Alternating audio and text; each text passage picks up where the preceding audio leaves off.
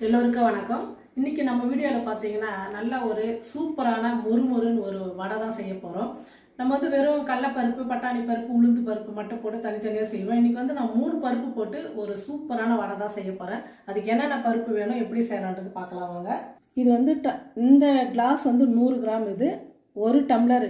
நீங்க அளவு எடுத்துங்க, டம்ளர்ல எடுத்துங்க. 1 டம்ளர் கடலைப்பருப்பு, 1 டம்ளர் துவரம் பருப்பு, நம்ம சாம்பாருக்கு போடுற பருப்பு தான் நான் எடுத்துக்கிறேன்.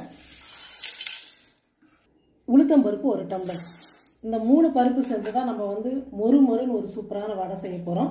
ஒரு 4 மணி நேரம் அந்த பருப்பு வந்து ஊற வச்சுக்கலாம். இன்றைக்கி வந்து மணத்தக்காளி கீரை வந்து கொஞ்சம் விதைச்சி வைக்கலாம் அப்படின்றதுனால கொஞ்சம் வந்து தேங்காய் நார், மண், நம்ம வீட்டில் பழசா அது பாருங்கள், இங்கே காய வச்சுக்கிறோம் பார்த்தீங்களா, பழந்தூள், வெங்காயம், பூண்டு, இந்த மாதிரிலாம் காய்கறிலாம் அதெல்லாம் வந்து பவுட்ரு பண்ணி இதில் கொஞ்சம் மிக்ஸ் பண்ணிவிட்டேன். எனக்கு நேரம் கிடைக்கும் போது கொஞ்சம் இந்த மாதிரி சேர்த்து வச்சு அரைச்சி ஒரு பேக் 2 பேக் அப்படின்னு சொல்லிட்டு நான் இந்த மாதிரி கீரைலாம் விதைச்சிக்கிறேன். அங்கே பார்த்தீங்கன்னா நல்லா தெரியும், கீரை விதைச்சி நல்லா சூப்பராக வளர்ந்து வந்திருக்கு. இப்போ வந்து இருட்டாயிடுச்சு. ஏன்னா எப்போவுமே விதைங்கள்லாம் வந்து சாயங்காலத்தில் போட்டால் தான் அந்த விதை வந்து நல்லா முளைக்கும். காலையில் விதை எப்பவுமே போடக்கூடாது. போட்டதுக்கப்புறம் நல்லா வெயில் காஞ்சதுன்னா விதைலாம் வந்து முளைக்காது. அதனால எப்பவுமே 6 மணி 5:30 மணிக்கு அப்படி கொஞ்சம் இருட்டு ஆகும் போது விதை போட்டிங்கன்னா நல்லா முளைச்சி வரும். நான் வந்து அரை மணி நேரம் தான் ஆச்சு. ஃப்ரீயாக இந்த பக்கம் கட்டு தேங்காய் நார் ஊற வச்சு தூள் பண்ணிவிட்டு, சரி இந்த ஒரு பேகுக்கு மட்டும் கொஞ்சம் மண், தேங்காய் நார், இந்த நம்ம எடுத்து வச்ச காய்கறியெல்லாம் பவுட்ரு பண்ண தூள், இது வரைக்கும் தான் நான் கலந்து. இது மண்புழு உரம் கூட போடல, நான் கிடைக்கலைங்க, அதுக்காக ரொம்ப தூரம் போனால் சரி அதுக்கப்புறம் வாங்கிட்டு வந்து போட்டுக்கலாம் அப்படின்றதுனால இது மட்டும் தான் போட்டுக்கிறேன். அதுக்குள்ளே எங்கள் வீட்டுக்கார் பாருங்க, நான் என்ன செஞ்சு கஷ்டப்பட்ட மாதிரி டீ வச்சு எடுத்துன்னு வந்து கூட்டினுக்கிறார். பிரியா வா அம்மாவுக்கு டீ எடுத்துன்னு கூட அப்படின்னு சொல்லிட்டு. இப்போ டீ குடிச்சிங்கன்னா இந்த மண்ணெல்லாம் வாரி போட்டுடலாம். அதாவது அதே மாதிரி நம்ம வந்து விதையெல்லாம் போடும் போது இந்த மாதிரி உதிராக இருக்கணும், காஞ்சி இருக்கணும் மண். அதாவது ரொம்ப மண் முத்தியாக தண்ணி ஊற்றுன மாதிரி இருக்கக்கூடாது. இப்படி எடுத்து கையில் பண்ணால் இந்த மாதிரி இருக்கணும். நம்ம கீரைக்கெல்லாம் வந்து கொஞ்சம் தேங்காய் நார் அதிகமாக சேர்த்துங்க, சீக்கிரமாக வளர்ந்துடும். ஏன்னா நம்ம அடுத்தடுத்து கீரை எடுத்துட்டு மாற்றி போட்டுனே இருப்போம் இல்லையா, அதனால வந்து தேங்காய் நார் கொஞ்சம் அதிகமாக சேர்த்துங்க. மண் வந்து ரொம்ப அதிகமாக சேர்க்காதீங்க. மண் சேர்த்தனா நல்லா டைட் ஆகிடும், மண் சீக்கிரமாக விதை வந்து முளைக்காது. அதனால் நான் தேங்காய் நார் வந்து ஒரு 3 பங்குன்னா 1 பங்கு வந்து காய்கறி உரம் போட்டேன், 1 வந்து மண் சேர்த்துக்கிட்டேன். அதனால தான் இந்த மாதிரி தெரியுது. இப்போ இந்த மண்ணெல்லாம் வாரி போட்டு நம்ம விதை போட்டுக்கலாம். இது பார்த்தீங்கன்னா பிரியா வந்து அவங்க வீட்டில், எங்கே பிரியா எடுத்துகிட்டு வந்தேன் வீட்டில் இல்லைம்மா, அன்னைக்கு கோவிலுக்கு போயிருந்தோம்ல, பிள்ளையார் கோவில் சுத்துறதுக்கு. அப்போ அந்த கோயிலுக்கு ஆப்போசிட்ல ஒரு வீட்டுக்கிட்ட இருந்துச்சு, பழுத்து இருந்தது, பழமா இருந்துச்சுன்னு நான் எடுக்க சொன்னேன் விதை போடுறதுக்கு. வெற்றி வந்து எடுத்துட்டு வந்தாங்க. 4 தான் இருந்தது. அது அவ்வளோ பாதுகாப்பாக அங்கேருந்து எடுத்து கவரில் போட்டு எடுத்துன்னு வந்தாங்க. சரி அதையே நம்ம விரைச்சி விடுவோம். நான் வந்து இங்கே வாங்கிட்டு வந்தேன் பாக்கெட்டில். மணத்தக்காளியா போனோம்ல. ஓ சரி சரி. ஒடிசியாவா கொடிசியா அதுதான் எனக்கு கன்ஃபியூஷன் வருது. அம்மா வந்து ஒடிசான்னு வாங்க. கொடிசியா அங்க வாங்கிட்டு வந்த மணத்தக்காளி கீரை. ஒரு முறை நம்ம பயிராக்கிட்டுன்னு வச்சுங்க, அடுத்தடுத்து வந்துட்டே இருக்கும். அது கட் பண்ண அதனால தான் சரி ஒன்று வாங்கிட்டு வந்தேன். இது வரைக்கும் இந்த விதையை வந்து நல்லா இந்த மாதிரி கசிக்கிட்டு மண்ணோட சேர்த்து இப்படி போட்டு விட்டணும். அப்போதான் எல்லா பக்கமும் இருக்கும். சும்மாவே வந்து கிடக்கும். நம்ம பறிச்சு ஊர்ல சேலத்துல இருக்கிறப்ப எப்படி இருக்குங்க, அதோட பழுத்த விதை கொட்டி அப்படியே பக்கத்துலயே அப்படியே முளைச்சிட்டே இருக்கும். ஆனா இப்ப இங்க விதை வாங்கி போடுற மாதிரி இருக்கு. இதான் சிட்டிக்கும் கிராமத்துக்குள்ள வித்தியாசம். நம்ம ஃபுல்லா விதைச்சு விட்டுருவோம். இதுல வந்து நான் ஒரு பக்கம் தான் பாதி விதைக்கு போறேன், மீதிமா ஒரு பக்கம் வந்து சிரிக்கிற வச்சு இவ்வளவு வேஸ்ட் ஆயிடும். அதனால வந்து இந்த சைட்ல போட்டுக்கலாம். அது வந்ததுக்கு அப்புறம் கூட நம்ம பிடிங்கி கூட வேற பேக்ல நட்டுக்கலாம். ரொம்ப குட்டி குட்டி சிரிக்கீரையிலே வந்து இது பச்சை சிரிக்கீரையா, இதுலயே 2-3 வகையா இருக்குதான்னு இப்பதான் நான் கேள்விப்படுறேன். அதானே சிரிக்கீரைன்னு தெரியும். ஏன்னா ரொம்ப அடர்த்தியா விதைச்சாதான் கீரை வந்து ஒன்று போயிட்டா கூட ஒன்று நல்லா முளைச்சி வரும். அதனால எல்லாமே விதைச்சிடலாம். நல்லா இருக்கு விதை, சிரிக்கிற விதை பார்க்கவே. நல்லா அப்படி கிட்ட அப்படி விதைச்சிட்டு கலந்து விடக்கூடாதா? கலந்து விடக்கூடாது. இப்போ வந்து இதை இந்த தேங்காய் நார் மண்ணெல்லாம் இருக்குல்ல, வெயிட் கிடையாது, கம்மியாக தானே போட்டுக்கணும். அதனால லேசா சும்மா அப்படி அந்த விதை மூடுறதுக்காக லேசா மண்ணு. நம்ம வந்து ஃபர்ஸ்ட் தப்பு பண்ணிட்டோம், வாரி போட்டுட்டோம். நாங்க வந்து வளரவே இல்லை, நான் தான் பண்ண அப்படி, எனக்கு தெரியல. ஆனா அதுக்கப்புறம் இப்ப வந்துக்குது இல்ல, லேட்டா முளைச்சது. இது வந்து சீக்கிரமா கீரை எல்லாம் வந்து ஒரு 20 நாள்லயே வந்து நம்ம கீரை எடுத்து சமைக்கணும். நல்லா இருக்கும் இலசா. 1 மாசம் ஆச்சுன்னா கொஞ்சம் முத்தி போயிடும். கீரை விளைச்சிலே வந்து 20-25 நாளைக்குள்ள அறுவடை பண்ணிடணும். அதுதான் கீரை. அப்படி செஞ்சுனா நல்லா ஃப்ரெஷ்ஷாக நல்லா சூப்பராக இருக்கும். அவ்வளோதான், வேறு ஒன்றுமே இல்லை.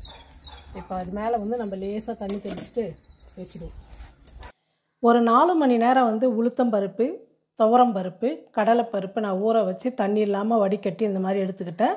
இப்போ நம்ம மிக்சியில் வந்து அரைச்சிக்கலாம். மிக்சி கப்பில் வந்து மசாலாலாம் வந்து அரைச்சி தான் நம்ம இந்த வடை செய்ய போகிறோம். இது மசால் வடை ரொம்ப சூப்பராக இருக்குது. இந்த மாதிரி நீங்கள் அரைச்சி போட்டிங்கன்னா அதுக்கு என்னென்ன பொருள்னு பார்க்கலாம். கருவேப்பிலை கொஞ்சம், 2 வரமிளகா, 2 பச்சை மிளகா, சின்ன சின்னதாக ஒரு 10 பல் பூண்டு, ஒரு சின்ன துண்டு இஞ்சி எடுத்து சின்ன சின்ன பீஸாக கட் பண்ணிக்கிட்டேன், 1/2 டீஸ்பூன் சீரகம், 1/2 டீஸ்பூன் சோம்பு. இது கொஞ்சம் கொரப்பாக அரைச்சிட்டு அது கூட பருப்பு போட்டு அரைச்சிக்கலாம். இந்த மாதிரி கொரப்பாக வந்து அரைச்சி எடுத்துக்கணும். இப்போ இதே மிக்சி ஜாரில் வந்து பருப்பு போட்டு இதுவும் கொரப்பாக அரைச்சிக்கலாம். ரொம்ப நைஸாக அரைக்கக்கூடாது. மசால் வடைக்கெலாம் வந்து பருப்பு வந்து 1-2 இருந்தால் தான் நல்லாயிருக்கும். இந்த மாதிரி பருப்பு வந்து கொஞ்சம் கொரப்பாக இருக்கணும். இப்போ அரைச்சி எடுத்துக்கிட்டோம். இது கூட வந்து ஒரு கைப்பிடி அளவு வந்து புதினா வந்து பொடியாக கட் பண்ணிக்கிட்டு அதை சேர்த்துக்கிறேன். கொத்தமல்லி ஒரு கைப்பிடி அளவு, 2 வெங்காயம் வந்து பொடியாக கட் பண்ணிக்கிட்டு அந்த வெங்காயம் சேர்த்துக்கலாம். இந்த வடைக்கு தேவையான அளவுக்கு வந்து உப்பு சேர்த்துக்கிறேன். நம்ம சோம்பு, சீரகம் இதெல்லாம் போட்டு அரைச்சதுனால வரமிளகா, பச்சை மிளகாலாம் குழந்தைங்களாம் வந்து மிளகாலாம் எடுத்து போட மாட்டாங்க, அப்படியே சாப்பிட்ருவாங்க. ரொம்ப நல்லாயிருக்கும் சாப்பிட்றதுக்கு. இதை நல்லா பிசைஞ்சிக்கலாம். வடை மாவு நல்லா பிசைஞ்சு இந்த மாதிரி உருண்டை பண்ணி எடுத்துக்கிட்டால் நம்ம வடை தட்டி போகிறதுக்கு ரொம்ப ஈஸியாக இருக்கும். இல்லைனா அடிக்கடிக்கு மாவு பிசைஞ்சு கையெல்லாம் மாவு ஆகிடும். இப்போ இந்த மாதிரி சின்ன சின்ன உருண்டையாக பண்ணி வச்சுட்டா எண்ணெய் காஞ்சோடனே நம்ம தட்டி போட்டுடலாம். எண்ணெயும் காஞ்சிடுச்சு. முப்பெரும் தேவியர்னு சொல்லுவாங்களா, அந்த மாதிரி இது வந்து முப்பெரும் வடை. சூப்பராக இருக்கும். நல்லா மொறு மொறுன்னு மசாலா வடை சூப்பர். முப்பருப்பு வடை தான். முப்பருப்பு வடையா, 3 பருப்பு வடையா?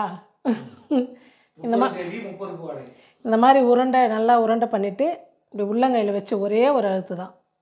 மசால் வடைக்கெல்லாம் வந்து தட்டக்கூடாது. இந்த மாதிரி அழுத்துனா போதும்.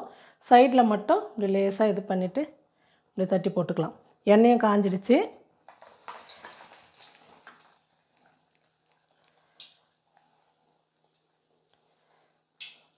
இந்த மாதிரி எல்லா வடையும் வந்து தட்டி போட்டுக்கலாம். வடை வந்து ஒரு பக்கம் வெந்துடுச்சு. இப்போ திருப்பி போட்டுக்கலாம். 2 பக்கம் வந்து திருப்பி போட்டிங்கன்னா 2 பக்கம் வந்து நல்லா ஒரே மாதிரி வெந்து வந்துடும். இந்த மாதிரி 2 பக்கமும் திருப்பி போட்டிங்கன்னா ஒரே கலராக வடை வந்து நல்லா வெந்து வந்துடும். மசால் வடைலாம் வந்து நல்லா மொறுன்னு இருக்கும் சாப்பிட்றதுக்கு. 2 பக்கம் ஒரே மாதிரி வேகணும். வடை பாருங்கள், 2 பக்கமும் நல்லா வெந்துடுச்சு. இப்போ நம்ம வந்து வடையை எடுத்துக்கலாம்.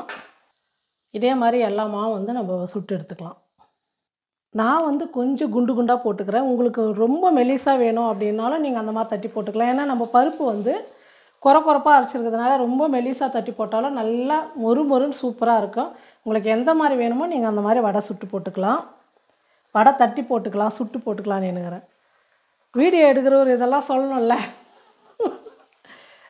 ஏதாவது மாற்றி சொன்னால் இந்த மாதிரி சொல்கிறேன்னு சொல்லணும். ரொம்ப ஆடு சொல்லி பேசினே இருக்கும்போது கோர்வையாக சொல்லும்போது பேசினா வீடியோ இருக்கும்போது பேசுகிறாங்க.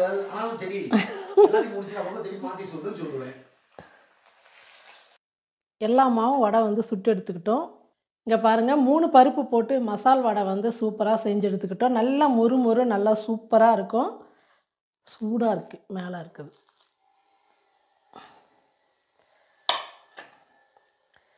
பாருங்கள், நம்ம புடும் போதே எந்த அளவுக்கு நல்லா மொறுன்னு வருது. சாப்பிட்றதுக்கு அவ்வளோ டேஸ்ட்டாக சூப்பராக இருக்கும். உப்பு எல்லாமே கரெக்டாக இருக்குது. எப்படி கரெக்டாக இருக்குதுன்னு சொல்கிறேன்னா, நான் செய்யும் போதே சாப்பிட்டு பார்ப்பேன்ல. ஒரு வடை இல்லை, 2-3 வடை சாப்பிட்டேன் சூடாக. எப்பவுமே வடை வந்து சூடாக சாப்பிட்டா தான் நல்லாயிருக்கும். இந்த மாதிரி நீங்களும் வந்து குழந்தைங்களுக்கு செஞ்சு கொடுக்குறதா இருந்தால் இந்த பச்சை மிளகா இதெல்லாம் வந்து கருவேப்பிலெல்லாம் அப்படியே போடும்போது சாப்பிட மாட்டாங்க. நான் வந்து இஞ்சி, கருவேப்பிலை, பூண்டு எல்லாமே வந்து அரைச்சி போட்டதுனால அது இருக்கிற இடமே தெரில. அதே மாதிரி நம்ம சோம்பு, பூண்டு எல்லாம் சேர்த்ததுனா நல்ல மணமாக நல்லா அவ்வளோ சூப்பராக இருக்குது. கொத்தமல்லி அதிகமாக சேர்த்துக்கிட்டோம், புதினாவும் அதிகமாக சேர்த்துட்டோம். அந்தளவுக்கு ஒரு சூப்பராக இருக்குது. நம்ம வீட்டுக்கு யாராவது விருந்தாளி வராங்கன்னா சாயங்காலம் ஒரு டீ வச்சுட்டு இந்த மாதிரி ஒரு மசால் வடை செஞ்சு கொடுத்து பாருங்களாம். அவ்வளோ சூப்பராக சாப்பிடுவாங்க. இன்னும் ரொம்ப டேஸ்ட்டே வித்தியாசமாகுதுன்னு சொல்லுவாங்க. நீங்களும் உங்கள் வீட்டில் இந்த மாதிரி 3 பருப்பு போட்டு வடை செஞ்சு பார்த்துட்டு எப்படி இருக்குன்னு சொல்லிட்டு மறக்காமல் கமெண்ட் பண்ணுங்கள், ஷேர் பண்ணுங்கள். நன்றி.